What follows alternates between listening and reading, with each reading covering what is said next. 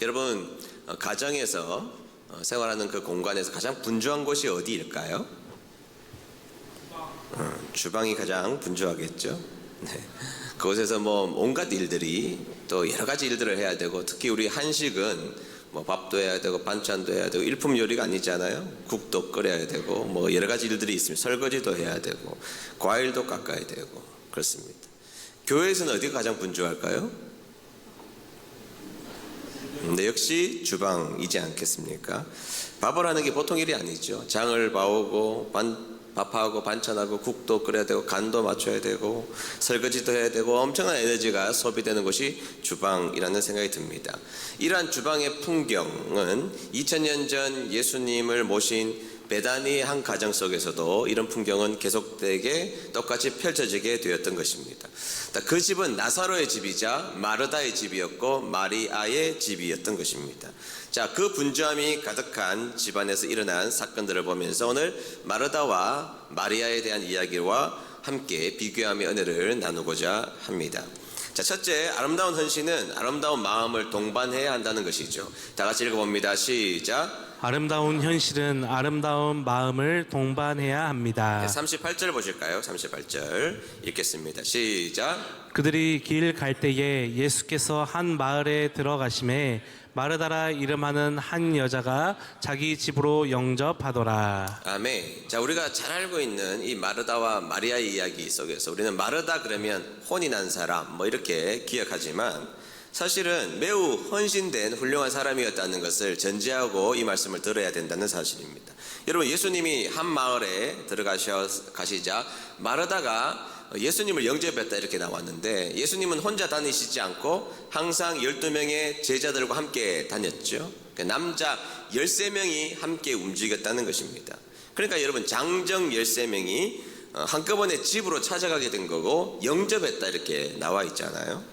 여러분, 장정 13명을 초대할 집이 잘 있습니까? 우리 교회 협력사역자 다 포함하면 13명인데 다 합쳐서 우리가 13명의 사역자들이 여러분들의 집으로 한번 찾아간다고 생각해 보십시오. 기꺼이 맞이하실 분 손 한번 들어보시겠습니까? 네, 찾아갈 수 있습니다. 조심하시길 바랍니다. 식당에서 식사 대접하는 거 말고요, 집에서 국 끓이고 반찬하고. 근데 여러분, 13명이 찾아가는데 그냥 밥만 주면 되는 게 아닙니다. 이 13명은 밖에서 전도 여행을 다녀온 사람이기 때문에 집에 들어가는 순간 집안이 난리가 납니다. 그 발꼬락내 남자들 어떻게 하겠습니까? 보통 일이 아니죠. 밥만 먹겠습니까? 씻어야죠. 수건도 준비해 줘야 될 거 아닙니까? 남자들이 모이면 또 널브러져 있어야 됩니다. 남자들은 그런 거 좋아하거든요. 거기다가 중간에 간식 라면도 끓여줘야 되고 치킨도 튀겨줘야 됩니다. 그리고 또 이상하게도 남자들은 함께 모이면 집단 지성이 사라집니다. 엉뚱한 짓을 남자들은 모이면 많이 한단 말이죠. 저희 친구들도 함께 모여서 다 개인적으로 목회도 잘해요. 신학교 때 다 공부도 열심히 했습니다. 함께 모이면 꼭 미꾸라지 잡으러 가자 그래요. 그래가지고 팬티만 입고 미꾸라지도 잡고 꼭 야구하자 그러고 귀신놀이 하자 그러고 뭐 이상한 짓을 많이 합니다. 남자들이 집단으로 모이면 지성이 사라진다니까요. 그러니까 여러분, 남자들이 13명이 모였으니 엉뚱한 짓도 많이 했을지 모르겠습니다. 근데 여러분, 성경에서 마르다가 어떻게 했다 나오느냐? 영접했다 이렇게 나오잖아요. 어떻게 했다고요? 영접했다 이렇게 나오는데, 이 영접했다는 말이 그냥 모셔드렸다 이 정도의 수준이 아니고 원어적으로 설명하자면 열렬히 진심을 다해 환대했다 이 말이에요. 열렬히 진심을 다해서 환대했다, 이것이 성경에서 말하고 있는 영접했다라는 단어입니다. 그러니까 마르다가 예수님과 제자들이 오니까 열렬히 영접하고 환영했다라는 것이죠. 마르다는 그 당시에 사회 풍습적으로 굉장히 뛰어난 행동을 한 것입니다. 나그네를 대접하는 것이, 이 팔레스타인 지역 가보시면 나그네를 정말 잘 대접하거든요. 그들이 가지고 있는 오랜 전통입니다. 몇천 년 이어온 전통이었던 것이고, 또한 성경의 가르침이 있는 것입니다. 너희들이 나그네 되었을 때를 기억하라. 그죠? 출애굽하여서 나그네 되었던 40년을 기억하여서 나그네가 있으면 정성껏 대접해라. 근데 그 정신을 누구보다도 잘 알았던 마르다가 그 일을 한 것입니다. 여러분, 이런 분들은 아주 중요한 분들이죠. 여러분 가정에도 이런 분들이 있어야 되는 것이고, 어떤 모임에도 이런 분들이 있어야 되고, 당연히 교회에도 이런 분들이 계셔야 합니다. 그리고 이런 분들의 헌신과 수고와 노력 덕분에 지금까지 은혜드림교회가 여기까지 오게 된 것이죠. 얼마나 귀한 일입니까? 그런데 마르다가 그렇게 좋은 마음을 가지고 좋은 선택을 하게 된 것입니다. 영접하여 모셔드렸습니다. 그런데 열심히 일하다가 보니까 이상한 것이 눈에 들어오기 시작했습니다. 바로 동생의 모습이었는데, 동생 마리아가 아주 얄미운 짓을 하고 있는 것을 마르다가 확인하게 됩니다. 한번 보실까요? 39절입니다. 39절을 읽겠습니다. 시작. 그에게 마리아라 하는 동생이 있어 주의 발치에 앉아 그의 말씀을 듣더니. 아멘. 그에게 마리아라 하는 동생이 있어 주의 발치에 앉아 그의 말씀을 듣더니, 이렇게 나와 있죠. 열심히 일하다 보니까 갑자기 바빠 죽겠는데 자신의 동생이 눈에 들어오기 시작했습니다. 그 동생이 뭐 하느냐? 예수님이 발치에 앉아서 예수님 말씀을 듣습니다. 자기는 뭐 하는데? 일하는데, 주방에서 식사 준비하느라고 온갖 분주한 마음이 가득한데, 동생은 자기를 도와주기는커녕 그곳에 가서 예수님의 말씀이나 예수님 발치에 앉아서 듣고 있는 모습을 보게 되었던 것이죠. 모양새가 별로 안 좋은 겁니다. 턱을 괴고 예수님을 쳐다보면서 말씀을 듣고 있는 것입니다. 그런 상황이 되자 이 좋았던, 환영했던, 열렬히 환영했던 이 좋았던 분위기가 이상한 방향으로 흘러가게 되었던 것이죠. 40절 상반절 말씀입니다. 읽어봅니다. 시작. 마르다는 여러 가지 접대하는 일로 분주하였습니다. 그러다가 예수님께 다가가서 말했습니다. 아멘. 자, 여기서 분주하다라는 말을 좀 우리가 잘 살펴봐야 됩니다. 이 분주하다는 말은 페리스파오라는 원어를 사용하고 있는데요, 이 마음이 갈래갈래 찢어졌다 이 말이에요. 마음이 갈라졌다, 마음이 여러 갈래로 찢어졌다, 이런 말입니다.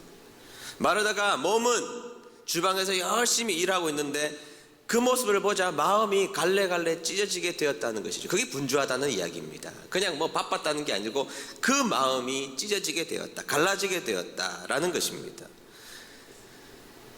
마음 한구석에 분노도 일어나고 짜증도 나고 여러 가지 감정들이 일어나게 되었다는 것입니다. 마리아, 저것은 얄밉게 일도 안 하고 예수님의 말씀만 듣고 있네. 나도 예수님 사랑하고 나도 예수님 말씀 듣고 싶은데 쟤는 일도 안 하고 나도 하고 싶은 일을 왜 쟤만 독차지하고 있는 거야. 지금은 밥을 먹을 때인데 나를 도와줘야지. 그런 마음을 가지고 있었던 것이죠. 그리고 그 갈라진 마음은 결국 예수님에게도 그 섭섭함을 표현하게 됩니다. 아니, 저렇게 동생이 눈치 없이 일 안 하고 예수님 앞에서 턱을 괴고 저렇게 있으면 예수님이 가르치셔야지, 이렇게 이야기하신다는 거예요. 여러분이 공동체 생활하다 보면 저에게 그런 말씀하시는 분이 있어요. 목사님 좀 가르치셔야죠. 목사님 가르치셔야죠. 그럼 제가 답답한 거예요. 가르쳐서 될 것 같으면 금방 설교 시간 듣고 다 사람들이 변하지. 금방 나가는 순간 성인이 되어야지요. 한번 가르친다고 그게 되나요 그게?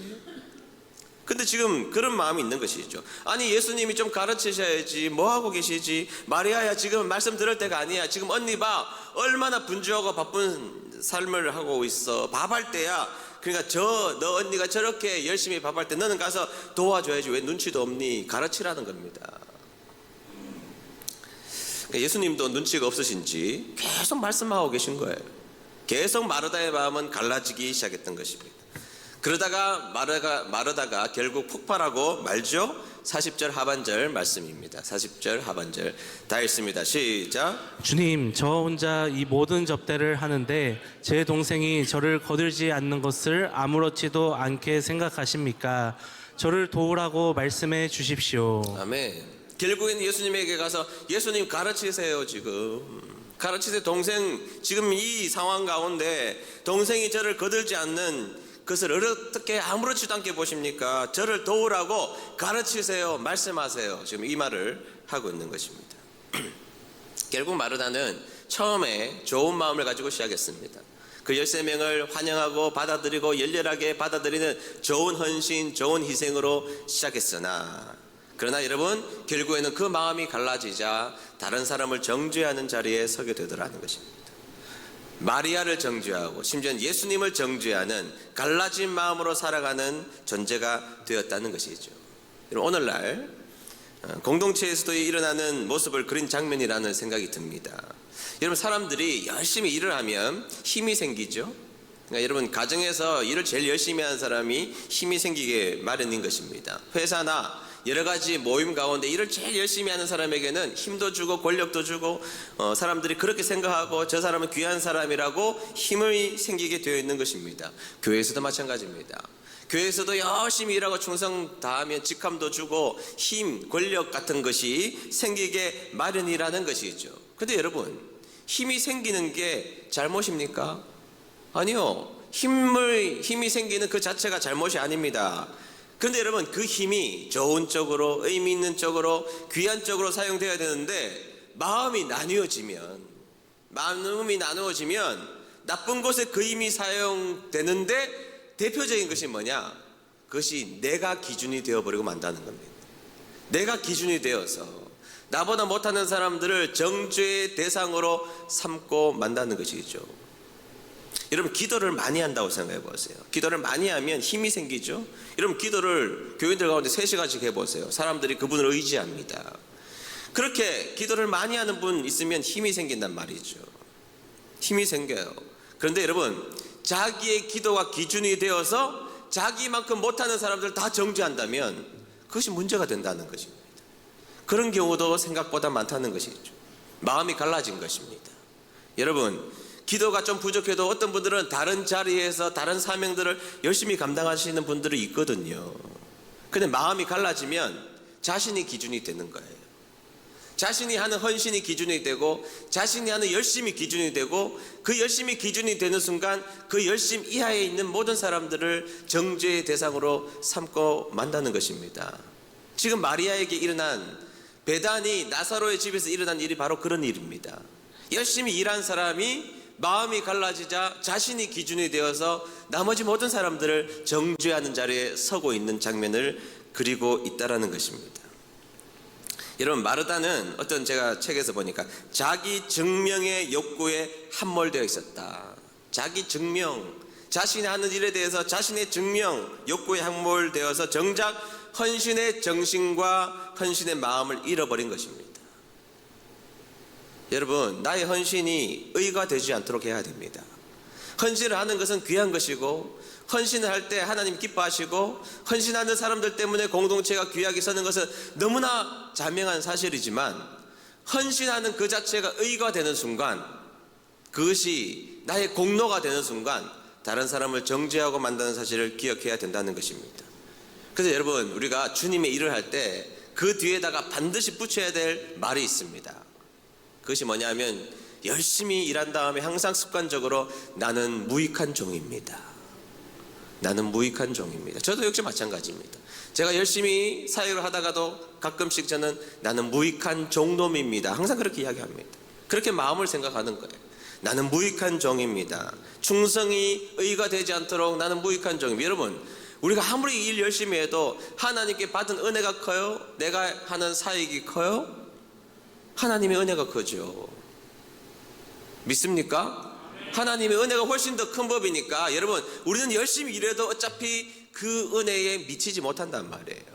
그러니까 우리는 습관적으로 주님의 사역을 감당하면서도 주님, 저는 무익한 종입니다라고 고백하는 그 말이, 그 생각이 우리를 건져낸다 이 말이에요.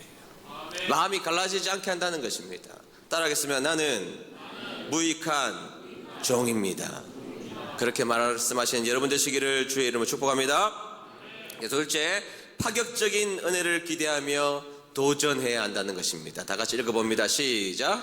파격적인 은혜를 기대하며 도전해야 합니다. 파격적인 은혜를 기대하며 파격적인 도전을 해야 한다는 것, 이렇게 말하는 게 더 맞겠다는 생각이 듭니다. 여러분, 자, 이때 마리아가 열심히 일할 때 마리다가 열심히 일할 때 마리아는 뭐 하고 있었나요? 이름이 비슷하니까 자꾸 헷갈리는데 39절 보겠습니다. 39절 보겠습니다. 시작. 그에게 마리아라 하는 동생이 있어 주의 발치에 앉아 그의 말씀을 듣더니. 아멘. 자, 이 모습은 좀 단순하고 눈치 없어 보이는 행동이긴 하죠. 사실은 눈치 없어 보이는 행동입니다. 이기적인 행동의 마리아의 모습처럼 보이긴 하지만 사실은 이 행동은 그 당시의 삶의 모습으로 보면 굉장히 파격적인 행동이었습니다. 왜냐하면 그 당시에 유대 전성 속에 기록되어 있는 어떤 문서 가운데 이런 문서가 있어요. 여자에게 율법을 가르치느니 차라리 율법을 태우는 게 낫다. 우리 여성분들 제가 한 이야기가 아닙니다.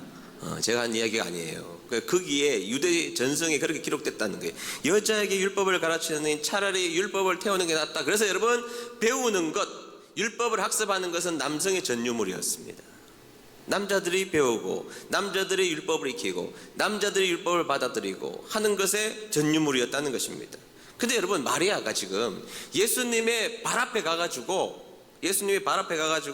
하나님의 말씀을, 예수님의 말씀을 듣고 있다는 것은 그 당시엔 있을 수 없는 일을 마리아가 도전한 것입니다. 파격적인 도전을 하게 된 것입니다. 남들이 하지 않는 파격적인 도전을 마리아가 지금 하고 있다는 것입니다. 그리고 그 마리아의 행동은 예수님의 칭찬으로 이끌어지게 됩니다. 42절 하반절 말씀 읽도록 하겠습니다. 시작. 마리아는 이 좋은 편을 택하였으니 빼앗기지 아니하리라 하시니라. 아멘. 여러분, 마리아의 좋은 점은 딱 한 가지예요. 예배의 자리를 사모하는 것. 무엇이 인생에서 가장 중요한 것인지를 마리아는 깨달았다는 사실이에요. 그리고 주님은 그 모습을 칭찬했던 것이죠. 여러분, 우리는 예배가 하나님의 말씀을 듣는 것, 말씀을 순종하는 것, 누구보다도 그것이 중요하다는 것을 알고 있지 않습니까? 예배에 나오는 예배자들은 죄인의 자리에 반대편에 서 있는 자리입니다. 여러분, 죄인의 반대말 의인 이렇게 말하지만 제가 수요 기도회 때 항상 강조하는 거예요. 죄인의 반대말은 예배자라고 말씀드렸습니다. 죄인의 자리에서 의인의 자리로 나간 사람이 예배자의 자리로 나가는 것이 가장 반대편에 있는 것이죠. 그러니까 여러분, 예배자의 자리에 있는 것만큼 하나님이 기뻐하시고 하나님이 존귀하게 여기는 것이 없다는 것입니다. 여러분, 믿으십니까? 그러니까 여러분, 마리아는 예배 잘 드리는 것, 이것을 누구보다도 소중하게 여겼던 사람이었던 것입니다. 근데 여러분, 예배 드리는 또 부가적인 가치도 있죠. 사실은 다른 이익도 굉장히 많습니다. 여러분, 교회 안 다니는 사람하고 교회 다니는 사람하고 구원의 차이, 네, 맞습니다. 현격한 차이가 있죠. 근데 여러분, 밖에 나가서 나이가 30살만 넘으면 어디 가서 배우거나 내 세계관이나 가치관을 점검받지 못하고 삽니다. 여러분, 그래서 나이가 들면 들수록 고집만 세지는 거예요. 내가 가지고 있는 지식, 내가 가지고 있는 경험, 내가 가지고 있는 판단, 고집만 세지는 겁니다. 그런데 성도들은 매주 우리 성도님들 교회 나와서 말씀을 듣고 하나님의 말씀으로 교정을 받고 그러다 보면 생각이 유연해진다고요. 똑똑해지는 것은 둘째 문제고 생각의 유연성이 있어요. 받아들이려고 한다고요. 무엇인가 받아들이는 능력도 생기고 순수성이 생기고 나이가 들수록 더 순수해지시고 격려와 배려를 배우고 도전받고 이 유연성을 가진다는 게 큰 이익이거든요. 믿습니까? 네. 여튼 예배의 자리를 잡은 마리아는 예수님께 귀한 칭찬을 받는 자리에 섭니다. 저는 우리 은혜드림교회 성도님들이 일상으로 하나님 앞에 헌신하고 일상에 대한 기본적인 것을 잘하자고 올해는 그렇게 표를 정해놨는데, 여러분들 하나님 앞에 가장 기본인 예배를 통하여서 칭찬받는 여러분 되셨으면 좋겠습니다. 누구보다도 예배를 사모하고 예배의 자리를 내가 마리아처럼 양보할 수 없다는 결단을 통하여서 하나님의 은혜가 여러분들 은혜 되시기를 바라고, 마리아가 받은 축복이 여러분들에게 축복이 되시기를 주의 이름으로 축복합니다.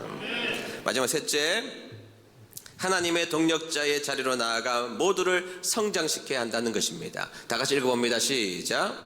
하나님의 동역자의 자리로 나아가 모두를 성장시켜야 합니다. 여러분, 이 이야기 속에 마리아가 절대적으로 잘했다고만 말할 수가 있습니까? 저는 마르다가 훨씬 더 성숙한 사람이라는 생각이 듭니다.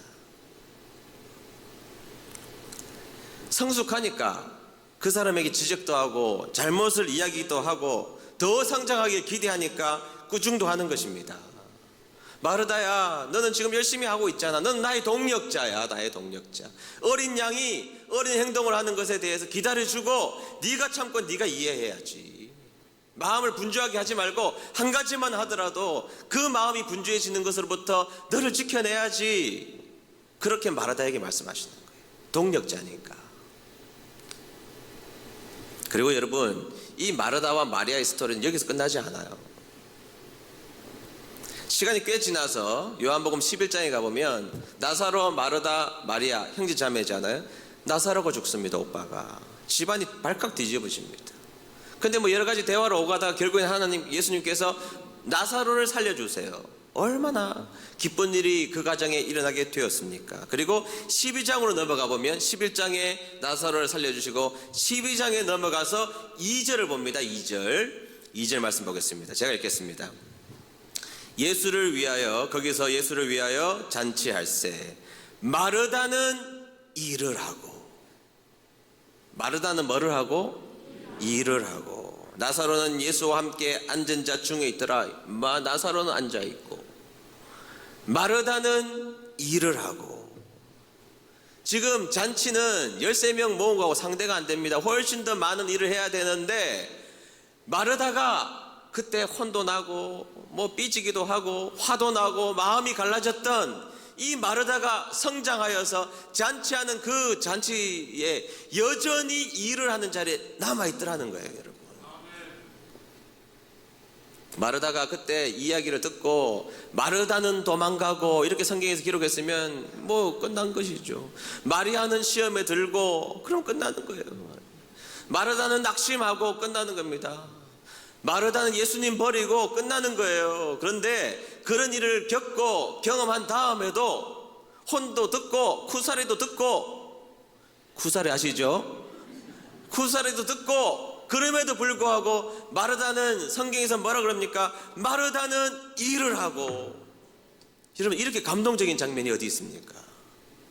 그런 일들을 겪으면서도 마르다는 자신의 사명의 자를 이탈하지 않고 그 일 가운데 있더라는 거예요. 얼마나 중요한 충성입니까? 혼자 일하고 속 다 상하고 예수님에게 꾸짖음을 들었지만 마르다는 여전히 자신의 사명, 자기가 잘하는 일 삐지지 않고 여전히 그 일을 하는 자리에 남아 있었다, 이 말이에요. 남아 있었다. 이게 귀한 일꾼이죠. 이번에도 자기 혼자 일하지 않아요. 성경을 보면 자기 혼자 하는데 지난번하고 다르게 묵묵히 그 일을 합니다. 성장한 거예요. 마르다도 성장합니다. 마르다도 성장했지만 마리아도 성장합니다. 어떻게 성장합니까? 자신이 가지고 있는 전 재산, 결혼 지참금 3천만 원 4천만 원짜리를 가지고 예수님의 발 앞에 그것을 깨트립니다. 거룩한 낭비를 합니다. 예수님의 죽으심과 장사하심을 준비하는 아주 거룩한 행위, 거룩한 낭비를 하고, 예수님 뭐라 그러세요? 내 복음이 전파되는 곳마다 이 여인의 헌신도 같이 전파되리라. 마리아도 헌신하고 마리아도 잘하게 된 것입니다. 보세요, 여러분. 성경에서 말씀하고 있는 것이 뭐냐는 거예요. 내가 헌신하고 충성하고 하는 일 가운데 마음이 갈라지지 말라는 겁니다. 각자 헌신하는 자리가 다르다는 겁니다. 다 성장하면 합력하여 선을 이루게 되는 것이고 주님의 나라와 교회를 위해서 쓰임받게 되는 것입니다. 마르다는 자신의 일을 끊임없이 하며, 옛날에는 입을 열고 했던 사람이 입을 닫고 하고, 마리아는 자신이 거룩한 낭비를 통하여서 예수님의 장사심을 위해서 모든 것을 희생하는 거룩한 낭비의 주인공이 되었다는 거예요. 마르다도 성장하고 마리아도 성장했다는 말입니다. 여러분, 마리아는 마리아의 사명이 있는 거예요. 각자. 마르다는 마르다의 사명이 있는 것이고, 서로 싫을 수 있고 마음이 갈라질 수도 있지만 이제는 인정하고 그런 모습으로 끝까지 기다려주고 감당하고 있으면 흔들릴 수 있어요. 불평할 수 있어요. 뭔가 흐름이 잘못 삐뚤어진 방향으로 갈 수 있지만, 그러나 마르다가 헌신을 지속하자 마리아도 성장하고 마르다도 성장한 것입니다. 저는 우리 교회가 이런 교회 되었으면 좋겠어요. 여러분, 일을 하고 마르다 원이 일을 하고 중간에 혼도 들었지만 나중에 그럼에도 불구하고 마르다는 여전히 사명의 자리에 있고, 그게 은혜 드림 교회가 되어야죠. 그리고 어린 양처럼 아무것도 몰랐던 이 마리아 같은 사람도 시간이 지나자 누구보다도 깊은 헌신을 할 수 있는 자리까지 나아가는 교회, 분주함 속에 마음을 지키고 하나님이 원하시는 자리에서 뚜벅뚜벅 걸어가다 보면 이 사람도 성장하고 이 사람도 성장하고 이 사람도 성장하고 이분도 성장하고, 그것이 저는 우리 은혜 드림 교회가 되었으면 좋겠습니다. 마르다는 동력자였습니다. 마르다는 누구보다도 저는 동력자라고 생각했어요.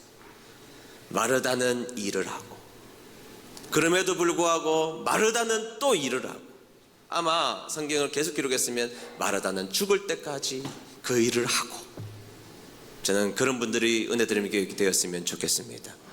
그 기다림, 그 일꾼의 자리, 그 동력 자리의 자리에 서서 예수님과 동력하며 은혜드림 교회 모든 분들을 주님의 이름으로 성장시키는 귀한 종들이 이곳에 넘치시는 은혜가 있게 되기를 주의 이름으로 축복합니다.